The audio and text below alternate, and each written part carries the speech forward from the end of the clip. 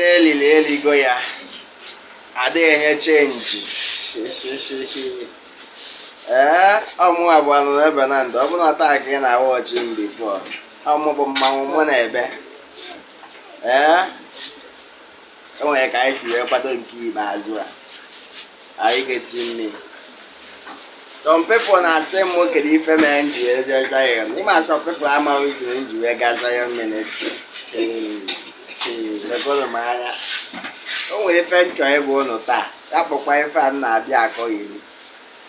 Ndị ụka bụ ndị ochi kafa bụ. Ịna ife m na-ekwu. Nwee ife dịkọ mụ na ndị ụka. Ndị ụka bụ ezigbote kriminal ekpiri maka ndị a bụ. Anyị ga-etiri ife ndị Zion ụka m nwere ebubo Obi gwọrọ ọgwụ ego. Agwa gị otu ahụ n'ebe a kwanegoro m anya ahụ. Ife ndị Zion ụka m megide ka m were ya gwọrọ ọgwụ ego. I swear to God. Ntụgharị oyi ebu m aka. Ebuka Obi apịago batrị ndebe anyị wee anyị ga-etimi. Ebuka Obi apịago batrị ndebe anyị wee ịghọtago eji eme ebe a dị efe ọfis na-awakwa awa otu ada achị ndo onye elili ya a na-enyere chenji ụmụ atụrụ Zion nke kpọm na fon asị mụ na m bịa Zion etiri m ego na akaụntụ anyị na-eri ife mgbe ọrụ bịa akụọ na-rekọdụ m anya otu agbago otu a ụnyaahụ na ife m bịa ka m biznes ka m bịalụ ma ọ bụ na ị marụ ha na chekie na-echekie na efu ugwu mmen dị ka m doisia ya nọ ka ata jee n'ụlọ ụka mmadụ na-akụ ya aka nọ na nya chekigodi elu uche nke ọ na-apịara batrị ya eme ụdịrị ife a kụnụ m anya ndị mama ọfụma ma na biznes ka m ghọtago ihe n'aka kusi ma ife a na-alụ ndị otu anyị ebe m n'Igbo esi ya nna ọkwa biznes m ka m jere ndị ekwenụ m anya everything gagoro shop plug na ha gbara ego na-eti nyama maka chi gbara ego na-awa awa otu a na-asị ndo agbango otu a ụnya jasị gị na Jizọs abụrụ skam na gịnị mere Jizọs Kraịst bụ onye ọcha ka ọ bụ mmadụ ibe ya ka ọ bụ Jizọs Kraịst bụrụ ezigbote onye eriri eri n'onwe ya onye eriri eri ka ị na-eso ozi ya na-akpọrọ isi ala iwesị m usoro gị kpọbara onye eriri eri Jizọs Kraịst ekpekwara mmụ ya gbachawo egerekọta m anya gwa ngotu anya na ebe a na-eme kasị onye eriri erigo ya a na-enyere chenji eligo m Ebuka Obi ihe Zion ministry ife na ụlọ ọzọ m eligo m pancha ma akụ Zion a na-eme eri eligo m ụlọ niile eligo m ụlọ ọfis na-awa awa ekwenụ m anya ọkwa ịfụ ndị ụka maka chi anya ndị n'ụlọ maka chi anya ndị n'ụlọ bụ the red eye iligo ndebe anyị I swear to God eli ndebe anyị eri ndị Afrịka butere gị ụka ihe anọwasị ịbịa akụba aka ndị ọcha nọ na manufacture na-arụ a lot of things nọ na-akụgbu onwe ya aka ịpụta ụtụ onye n'ụlọ ụka na-akụ aka na-asị Chineke nyere ya aka uwe a na-asaghị ịmụ na-eligo yi abịa m ka m bịa tapụ ọfụm ihe dị gị na-aghọkwa biznesman ka m bụ I swear to God na nwe opportunity nwere Ebuka Obi kpọrọ ọgwụ ego obere ọgwụ m fechara akụzi ahụ ka otu wee bịa nwa nke mmadụ kpọchie ifefeli ọgwụ igboro ụlọ ịmalite ọrụ Ebuka Obi ntị na ekonu m anya gwago otu ahụ ya otu a na-asị ndo onye akpara akpagokwa ya ahụ onye eriri eri gị a na-enyere oche ịnụ ka ata ehu niti dọkịta nwere agba nwere swag nwere rank ehu niti dọkịta nwere agba nwere rank ya nọkata batasịa mesti sofa na-akụ aka na-echekie ya na agba m na-akpọ naanị mpụta mba Zion ministry na-akụ aka ọ na-eme ọ na-erigo ife m bịara ebe a bụ biznes ana m ede Ebuka Obi ife m na-achọ bụ akpa ndị Zion ebe a na-akọ iri na-akọkwu ugbo okonu anya na ahịa mgbe ọgụ na-aga na-agbara ego na-eti na akpa ọrụ kwụọ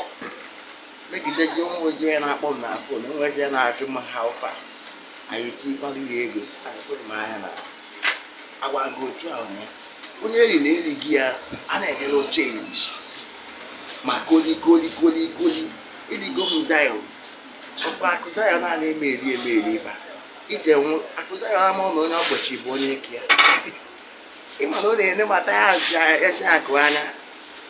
ọ na-ene mata ya ese akụ anya ọ dị ya nka n'anya ọ ga-akpata ya asịbụkwa ike n'ụdị nke ya ịghọtago na aja ọzọ kwukwara ya na the guy bụ ike at least the guy nwekwara more than 3 story building ya dị olucha 2 or 3 ka ọfụ amaghị mana at least the guy bụ ike onye ka ije nwụrụ ụbọchị ya ịzagburu onwe ya na-aza akụ Zion ịma na m erigo ndị rie Ebuka Obi bịa nwụkarịa mmụọ abụọ n'ebe ka ịkpọchie m ka ịmara ma ya na-ekwonu m anya ya la akwụkwọ ụla that day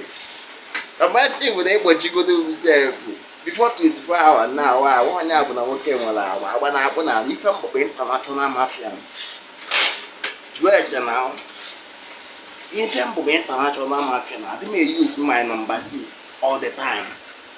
because achọrọ m ka ọrụ m kasị ya ife mkpọkpọ international mafia ụbọchị ya anọkata ihe agba n'aka n'ebe nnọkwu onwe ife mere n'ogbe ibe m n'igwe before 30 minutes ọ bụla menye okele pie ma na onwe ife m na-eme na ebe a na-akụghị icha m na anyị n'ofu ụgbọ be a fool and get what you want. I get me.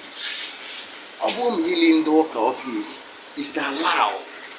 ndị ụka bịa na-ebu batrị ndị anyị ndị ọka bịa buru batrị ịnọ n'ụlọ ụka na-akụ aka na-efe mmadụ ibe ya ịmaka na ọka mma ga-eche ofe ihe ekwe ofe bịa nọ maka ife mmadụ ibe ya onye nwụgo ọgwụ ya lekasịgo etie men asọkwa nga believe na believe na ebe ọ bụ na believe na okwukwe yi ọ ya azọghị na ife na-agba Igbo na-eligo yi nwa agbọghọ nọ n'ebe eluigwe na Ebuka Obi ihe ndị Zion na-awa na-akọpụsi akụkọ agwa nga etu ahụ ya ife mbụbụ mkpa na-achọ na amafia a na-amara aka ọ bụ na isi ka ya ahụ ịbịa mee m arrest mgbantị m imegoro m arrest 24 hours na-awa ime nwa m arrest 24 hours na-awa anyị geti mmiri sọsọ onye nwere ike mee ka o metụrụ m ife bụ onye be anyị mebi na onye mụ na ya si n'ofu obodo iwe maka na my brother ka ọ bụ gbaa nkịtị maka egbu nwanne ya abụrụ odogwu mana ife mbụkwaba international mafia aka ada ama ọ bụkwa ma na masị m odi anọ m Lagos na-ebi ime n'ike ife mbọ bụ mistake ana m eme mistake enwere m agbanwe rank ịghọtago onye ọbụla jee jụọ ese onye ọnụ na mistake a na-arụ ụlọ abalị anyị na-abalị na-alụ ọrụ mmụọ na-alụsie ike anyị getiri anyị na-asị m odi ya ọ na-ele Lagos anụ nwa abịago m Lagos ma mụ mma na-arụ at least ụmụ ego anụ anapụta ndị chara ka m wee na-akụ fresh na Lagos anyị getiri n'oge na-ebi ime n'ike anyị na-egwu egwu n'ilu ọla dapụ ga na express agwara nga etu ahụ ya onye erigokwu ya adịghị na-echenji